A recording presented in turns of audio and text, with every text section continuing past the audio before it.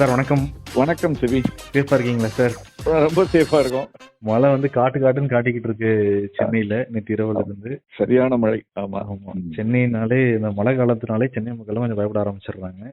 Correct. ஒரு பக்கம் நமக்கு தண்ணியும் வேண்டி இருக்குது. ஏன்னா நம்முடைய லேக்ஸ்ல எல்லாம் இன்னும் அந்த அளவுக்கு ஒரு ஃபுல்லா தண்ணி வரல. குடி தண்ணீர் வேண்டி இருக்கு. இன்னொரு பக்கம் ஒரே நாள்ல பெய்ந்து அதுவும் ப்ராப்ளம். பார்க்கலாம் சார். மக்கள் நிறைய கேள்விகள்லாம் வந்து கேட்டிருக்காங்க. ஒவ்வொன்றா நான் கேட்கறேன். ஓகே, பதில் சொல்லுங்க சார். ராம் சங்கருங்க நேயர் என்ன கேட்கிறாருன்னா, இந்த பொதுவா இந்த மியூச்சுவல் ஃபண்டுங்கிறது ஒரு சில 5 வருஷம் போடுங்க, 10 வருஷம் போடுங்க, இல்ல லாங் டேர்ம்ல போடுங்க, 15 வருஷம், சிலது 30 வருஷம்லாம் போடுங்க அப்படின்லாம் சொல்றாங்க. எது கரெக்டான ஒரு மெத்தட் இதுல? நம்முடைய இலக்கை பொறுத்து இருக்கு. நம்முடைய இலக்கு என்ன? வாழ்க்கையில ஒரு சராசரி மனிதனுக்கு முக்கியமாக ஒரு 4 அல்லது 5 இலக்குகள் இருக்கும். அதாவது அவருடைய திருமணத்திற்கு பிறகு குழந்தையை படிக்க வைக்கிற செலவு இருக்கும், வீடு கட்ட வேண்டிய செலவு இருக்கும், ஒரு வாகனம் வாங்க வேண்டிய செலவு இருக்கும், அப்புறம் ஓய்வு காலத்திற்கு தேவையான பணத்தை சேர்த்து வைக்க வேண்டியது இருக்கும், ஹெல்த் கேர். இந்த மாதிரி ஒரு 4-5 இலக்குகள் இருக்கு. ஒவ்வொரு இலக்குக்கும் ஒரு குறிப்பிட்ட ஆண்டு இருக்கு. இப்போ ஒரு 30 வயது ஒருத்தர் இருக்காருன்னா அவர் ஓய்வு பெறுறது 50ஓ 60ஓன்னு வச்சுக்கிட்டா அந்த 20 ஆண்டு காலத்துக்கு திட்டமிடணும். அதே வாகனம் வாங்கணும்னா 2-3 ஆண்டுகள்ல வாங்க வேண்டியிருக்கும். அதுக்கு தகுந்த மாதிரி சேமிப்பை துவங்கணும். 5 ஆண்டு காலம் 10 ஆண்டு காலம் வீட்டுக்கு தேவையான பணத்தை சேர்க்கலாம். அப்ப அந்த இலக்குக்கு தக்க நம்ம முதலீடு செய்ய ஆரம்பிக்கணும். அப்படி செய்யும் பொழுது எதுக்காக இலக்குன்னு சொல்றோம்னா, நீண்ட கால அடிப்படையில 10 ஆண்டுகள் 20 ஆண்டுகள் ஓய்வுக்கு திட்டமிடும் பொழுது தைரியமாக கொஞ்சம் ஹை ரிஸ்க் மியூச்சுவல் ஃபண்ட்ஸ்லயோ நல்ல தரமான பங்குகள்ல முதலீடு செய்யலாம். அதே அடுத்த ஓராண்டுல ஒரு பணம் தேவைப்படுது, காப்பீட்டுக்கு கட்ட வேண்டியிருக்கு, எவ்ரி இயர் பிரீமியம், அதுக்கு நான் 12 மாசம் சேர்க்கிறேன்னா பங்குச்சந்தை பக்கமோ மியூச்சுவல் ஃபண்ட் பக்கமோ தலை வச்சு படுக்காமல் இருக்கிறது நல்லது. ரெக்கரிங் டெபாசிட்ல மாசம் மாசம் போட்டு அந்த பணத்தை எடுத்து இன்சூரன்ஸ் பிரீமியத்தை கட்டலாம். அல்லது மியூச்சுவல் ஃபண்ட்ல லிக்விட் ஃபண்ட்ஸ் இருக்கு, டெட் ஃபண்ட்ஸ் இருக்கு. கொஞ்சம் பாதுகாப்பான டெட் ஃபண்ட்ஸ்ல மாதம் பணத்தை போட்டு ஆண்டு கடைசியில செய்யலாம். அதுதான் ரொம்ப முக்கியம். ஒவ்வொருத்தரும் ஒண்ணுன்னு சொல்றாங்கன்னா அது இலக்கை பொறுத்து இருக்கு. நம்முடைய இலக்கு என்ன, நம்ம கைவசம் இருக்கக்கூடிய பணத்தினுடைய அளவு எவ்வளவு, நம்முடைய இலக்கை அடையக்கூடிய காலகட்டம் எவ்வளவு, நம்முடைய ரிஸ்க் அப்பிடைட் எப்படி, இந்த ஒரு 3-4 ஃபேக்டர்ஸை வச்சுதான் நம்முடைய இலக்கை முடிவு பண்ணணும். இன்னொரு விஷயம், வீடு வாங்கும் பொழுது இது ஒரு 5 ஆண்டுகள் இந்த வீடை வித்துருவேன், 10 ஆண்டுகளுக்கு தான் அந்த இஎம்ஐ கட்டிட்டு வீடு வந்தோன்னு வித்துறேன் அப்படிலாம் யாரும் வாங்குறது இல்லை. இது ஒரு சொத்து. அந்த மாதிரியான ஒரு அணுகுமுறை மியூச்சுவல் ஃபண்ட்லயோ ஸ்டாக்ஸ்லயோ இருந்ததுன்னா இந்த கேள்வியே எழாது. ஒரு சொத்தை வாங்கிட்டு நம்ம விற்கிறதுக்கே வாங்குறது இல்லை. என்னைக்காவது ஒரு நல்ல தேவை ஏற்படும் பொழுது அல்லது ஒரு அத்தியாவசிய தேவை ஏற்படும் பொழுது அல்லது இதனுடைய மதிப்பு கணிசமாக உயர்ந்திருக்கும் பொழுதுதான் விற்கிறத பத்தி யோசிப்போம். சோ அதையும் நம்ம மனசுல வச்சுக்கணும். நம்முடைய ஆட்டிடியூட சேஞ்ச் பண்ணிக்கணும். இது ஒரு சொத்து, நீண்ட கால அடிப்படையிலான ஒரு சொத்து. நிச்சயம் சார். அரவிந்த்கரன் என்ன கேட்கிறாருன்னா, இதை ஒட்டி தான் இன்னொரு கேள்வி கேட்கிறாரு. நிறைய பேர் நீங்க வீடு வாங்காதீங்க, வீடு வாங்கினீங்கன்னா உங்களுக்கு இஎம்ஐ தான் ஆகும், அந்த ப்ராப்பர்ட்டி போக போக அவ்வளவு விலை உயருமானும் தெரியாது. ஆனா மியூச்சுவல் ஃபண்ட்ல நீங்க போட்டீங்கன்னா உங்களுக்கு வந்துகிட்டே இருக்கும். ஒரு குறிப்பிட்ட காலத்துக்கு பிறகு அந்த வீட்டோட விலையோட ரொம்ப அதிகமாக உங்களுக்கு கிடைக்கும் அப்படிங்கிறாங்க. எது சரி எது தப்பு? வீடு வாங்கலாமா வாங்கக்கூடாதா? எது சரி எது தப்புங்கிறத காலம் தான் நிர்ணயிக்கும். இன்னைக்கு கடந்த காலத்துல நடந்த செயல்பாடுகளை அல்லது பெர்ஃபார்மன்ஸை வச்சு எதிர்காலத்தை நம்ம ப்ரெடிக்ட் பண்ண முடியாது. யார் சொன்னா அடுத்த 10 ஆண்டுகள்ல மியூச்சுவல் ஃபண்ட் நிச்சயமா அதிக ஆதாயத்தை கொடுக்கும் ஸ்டாக் மார்க்கெட்டை விட யார் சொன்னா? யார் அந்த உறுதியை எழுதி தர முடியும்? ஒருத்தராலையும் தர முடியாது. அது ஒரு எதிர்பார்ப்பு. கடந்த கால பெர்ஃபார்மன்ஸை வச்சு எதிர்காலத்தின் மீது நம்ம வச்சிருக்க நம்பிக்கையின் அடிப்படையில் ஒரு எதிர்பார்ப்பு. அதனால அப்ப ரியல் எஸ்டேட் பிரமாதமா பண்ணுமா சார்னா அதுவும் சொல்ல முடியாது. சோ நான் சொல்ல வர்றது என்ன, வீடே வாங்காதங்கிறது நம்மள அது ஒரு விதத்துல பார்த்தா நல்லது, நம்மள தேசாந்திரி ஆக்குதா அப்படின்னு நம்ம யோசிக்கணும். அப்படி இல்ல, ஒரு வீடு கட்டாயம் வேணுங்கிறதா என்னுடைய ஸ்டாண்ட் எல்லாருக்குமே. That is a hedge against inflation. பணவீக்கத்திற்கு எதிராக நம்மை தற்காத்துக் கொள்வதற்கான ஒரு வலிமையான ஆயுதம் ஒரு பிக்ஸட் அசெட்னு சொல்லி ஒரு இடம், ஒரு வீடு நமக்கு இருக்குது. அதை நம்ம மறந்துடக்கூடாது. ஆனால் எங்க பிரச்சனை வருதுன்னா, இன்னைக்கு இந்தியர்கள் குறிப்பாக பெரும்பாலும் இளைஞர்கள் ஒரு 35 வயது கீழே இருக்கவங்க, இப்ப எங்க காலத்துல நாங்க கேரியர் ஆரம்பிச்ச பொழுது ஒரு ஆண்டுகளுக்கு பிறகு என்ன வீடு வாங்கலையான்னு கேட்பாங்க. உடனே ஒரு லோனை வாங்கி இஎம்ஐ வாங்கணும், கட்டணும், அப்படிலாம். இப்போ 30-35 வயது கூட கேட்டா நாங்க குளோபல் சிட்டிசன்ஸ், எங்க செட்டில் ஆக போறோம் தெரியலங்கிறாங்க. அது ஓரளவு நியாயமானது. பட் ஆனா அதை தாண்டி ஒரு இடத்துல இருக்கவங்க கூட ஒரு வீடு கூட எனக்கு வேண்டாம் அப்படின்னு ஒரு பக்கம் நினைக்கிறாங்க. இன்னொரு பக்கம் 2 வீடு 3 வீடு வாங்கி ஹோர்டிங் பண்றாங்க. இதுவும் தவறு. அதுதான் தப்பு. ஒரு வீடு வாங்குறது தவறு இல்ல, இன்ஃபேக்ட் அது சரியானது. ஆனால் 2-3 வீடு வாங்குறதுங்கிறத 2 விதமா நான் பாக்குறேன். ஒன்று, அந்த இடத்துல முதலீடுங்கிற வாய்ப்பு வருது. அப்ப அதுக்கு பதில் நீங்க அந்த இஎம்ஐக்கு பதில் நீங்க அதை மியூச்சுவல் ஃபண்ட்ல போடலாம். ஏன்னா as a matter of diversification, ஒரு ரிஸ்க்ல இல்லாம பிரித்து முதலீடு செய்வது. ஏன் சொல்றோம், 2008ல அது வரைக்கும் Y2K அப்புறம் ஐடி இண்டஸ்ட்ரி ரொம்ப நல்லா இருக்குன்னு சொல்லி 2 வீடு 3 3 வீடு வாங்கினவங்க எல்லாம் 2008 ரியல் எஸ்டேட் கிராஷ்ல ஒரு வீட்டுக்கான இஎம்ஐ கூட கட்ட முடியாம வயல இருந்த 2 வீடு 3 வீடே விற்க வேண்டிய ஒரு சூழல் வந்தது. இதை நாங்க கான்சென்ட்ரேஷன் ரிஸ்க்னு சொல்லுவோம். ஒரு குறிப்பிட்ட அசெட் கிளாஸ்ல நம்முடைய எல்லா முதலீட்டையும் போடும் பொழுது அந்த அசெட் பெரிய வீழ்ச்சியை சந்திக்கும் பொழுது நம்முடைய ஒட்டுமொத்த முதலீடும் வீணாய் போய்விடும். தங்கத்துல போட்டாலும் அப்படித்தான், ரியல் எஸ்டேட்ல போட்டாலும் அப்படித்தான், மியூச்சுவல் ஃபண்ட்ல போட்டாலும் அப்படிதான், ஸ்டாக்ஸ்ல போட்டு எதுலயுமே ஒரே ஒரு இதுல நம்முடைய மொத்த பணத்தையும் குவித்து முதலீடு செய்யக்கூடாது. சோ 2வது வீடு வாங்குவதற்கு பதில் நம்ம ஒரு மியூச்சுவல் ஃபண்ட்லயோ எஸ்ஐபி போடுறதுங்கிறது நிச்சயமா அது ஒரு நல்ல முடிவா பாக்குறேன். ஏன்னா டைவர்சிபிகேஷன், ரிஸ்க் மிட்டிகேஷன், இந்த வார்த்தையை நல்லா ஞாபகம் வச்சுக்கணும். எதிர்பாராத நிகழ்வுகள் இருந்து நம்ம ரிஸ்க மிட்டிகேட் பண்றோம். நம்மளை தற்காத்துக் கொள்வதற்கு ஒரே ஒரு வீடோட நிறுத்திக்கிட்டு மிச்ச பணத்தை நம்ம மியூச்சுவல் ஃபண்ட்லயோ தங்கத்திலயோ முதலீடு செய்யறது நல்லது. ஹேவிங் செட் தட், சில ஆண்டுகளுக்கு முன்பு ஒரு ஜட்ஜ் வந்து டிசிஷன் இல்ல, ஜட்ஜ்மெண்ட் இல்ல, அப்சர்வேஷனா சொன்னது. அதை ஒட்டி நான் ஒரு கருத்து சொல்றேன். நம்ம 2வது 3வது வீடு நம்மகிட்ட பணம் இருக்குங்கிறதுக்காக நம்ம வாங்கிட்டு போறதன் மூலமாக அந்த முதல் அத்தியாவசிய வீடை வாங்க முடியாத லெவல்ல ஒருத்தருக்கு வந்து நம்ம அதை வந்து கிட்டத்தட்ட மறைமுகமாக தடுக்கிறோம் தான் நான் நினைக்கிறேன். ஏன்னா நம்ம டிமாண்ட் நம்ம வாங்குறதுனால அதிகரிக்கிறதுனால வேலை அதிகரிக்குது, அவருக்கு அஃபோர்டபிலிட்டி போயிடுது. நம்ம உதாரணமா நம்ம ஒரு வீடோட நிறுத்திட்டோம், வாங்கல 2வது 3வது வீடு, அந்த வீடு இன்னொருத்தர் கிடைக்கும் பொழுது சப்ளை கூட இருக்கு, டிமாண்ட மேட்ச் பண்ணும். சோ இந்த ஆங்கிள்லயும் நம்ம கொஞ்ச காலத்துக்கு யோசிக்கணும். என்ன சார் ரொம்ப வந்து எத்திக்கலா பேசுறீங்களா, நடைமுறையில சாத்தியமான அதுக்கு என்ற பதில் இல்ல. நான் அந்த மாதிரி பாக்குறேன் தனிப்பட்ட முறையில. உங்களுக்கு ரொம்ப பெரிய மனசு சார். அப்படி இல்ல, இது வந்து நான் தான் சொல்லிட்டேன்ல, இது ஒரே ஆங்கிள் கிடையாது, அதுவும் ஒரு ஆங்கிள், பட் மெயினா டைவர்சிபிகேஷன். இப்ப டைவர்சிபிகேஷன் நீங்க சொல்றீங்கல்ல சார், ஒருத்தர் மாத வருமானத்துல 100 ரூபாய் எக்ஸ்ட்ரா மிச்சம் ஆகுது அப்படின்னா அந்த 100 ரூபாய் எப்படி அவங்க ஸ்பிளிட் பண்ணணும்?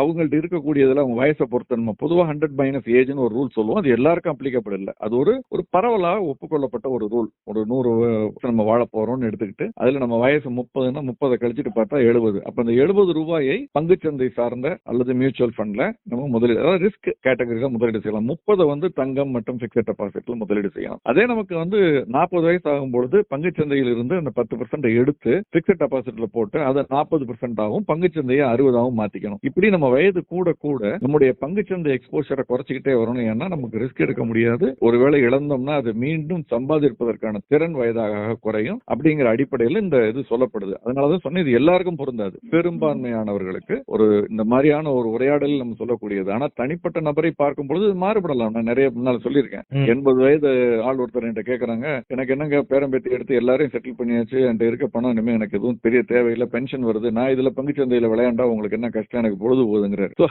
அவருக்கு வந்து இந்த கருத்து இது வந்து பொருந்தாது. அவர் அந்த ரிஸ்க் எடுக்க ரெடியா இருக்காரு. It's got deep pockets. So பொதுவாக ஒரு ரூல், அதுக்கு எக்ஸெப்ஷன்ஸ் எப்போதும் உண்டு. ஓகே.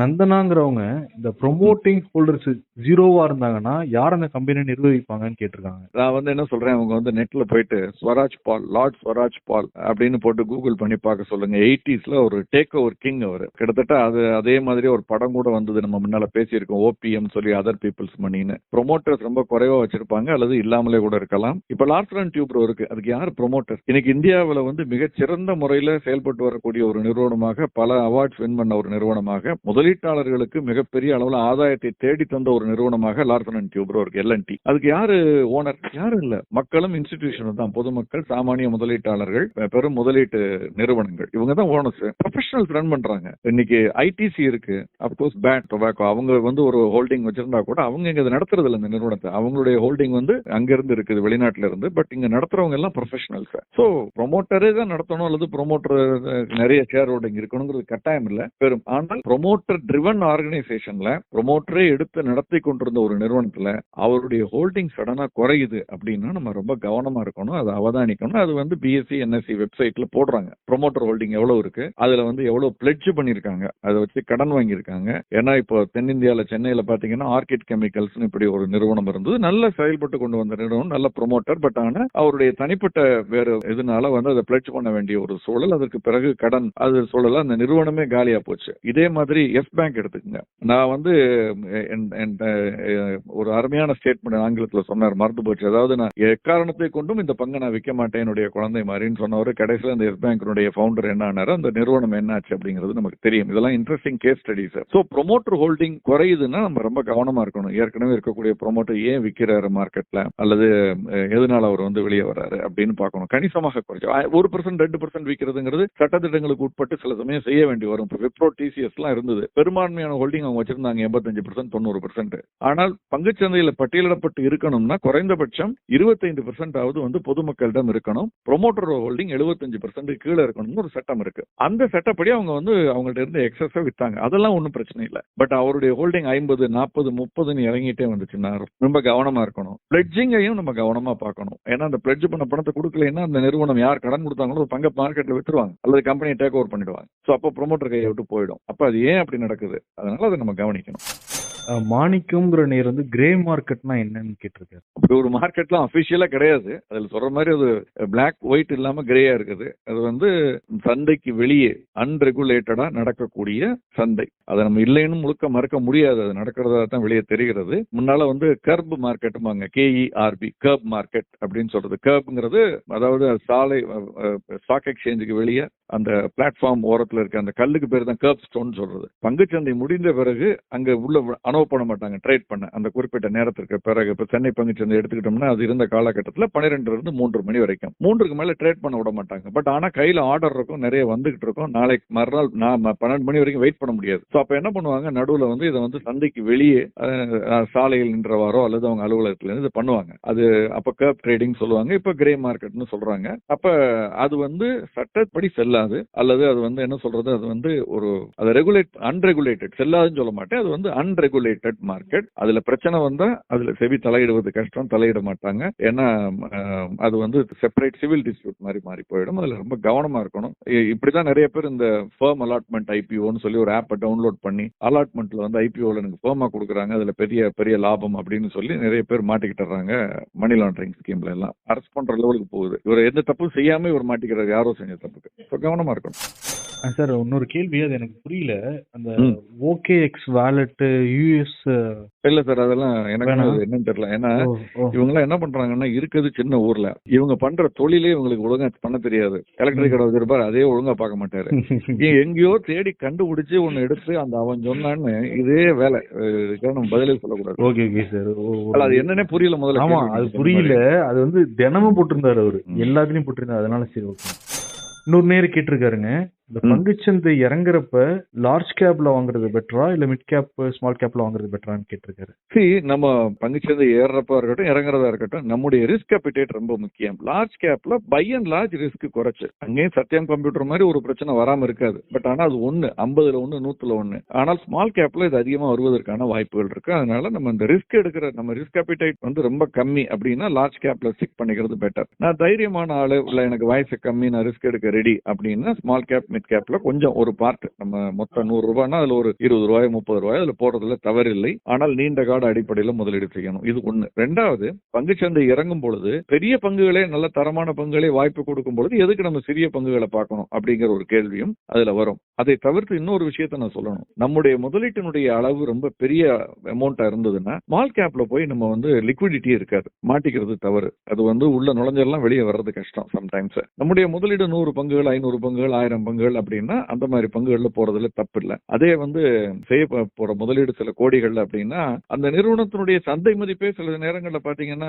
சென்னையை சேர்ந்த சில நிறுவனங்கள், கோயம்புத்தூர் சேர்ந்த சில நிறுவனங்கள்லாம் அவங்களுடைய மொத்த சந்தை மதிப்பே 200 கோடி இருக்கும், 150 கோடி இருக்கும். அதுல வந்து 100 கோடிக்கு மேல 150 கோடியில வந்து ப்ரொமோட்டரே வச்சிருப்பாரு, பாக்கி 50 60 40 கோடி வந்து சந்தையில வணிகமே ஆகாது. சோ அப்ப இதுல போய் நம்ம மாட்டிக்கிட்டோம்னா ரொம்ப வெளியே வர்றது சிரமம். சோ நம்முடைய முதலீட்டினுடைய அளவு பெருசா இருந்தா பெரிய லார்ஜ் கேப்ல மட்டும்தான் போகணும். ஸ்மால் கேப் பக்கம் முடிஞ்ச வரைக்கும் தலை வச்சு படுக்காம இருக்குது பெட்டர். சின்னதா இருந்ததுன்னா நம்ம அதுல போகலாம். பட் ஆனா ரிஸ்க் ரொம்ப அதிகம்ங்கிறத புரிஞ்சுக்கிட்டு போகணும். அப்ப கூட லார்ஜ் கேப் தான் பெட்டர். ஸ்மால் கேப்பை பொறுத்த வரைக்கும் பை அண்ட் லார்ஜ் அப்படி இன்வெஸ்ட் பண்ணணும்னு நினைச்சா பிளெக்சி கேப்போ மல்டி கேப் ஃபண்ட்ல போய் நம்ம பார்ட்டிசிபேட் பண்றது பெட்டர்.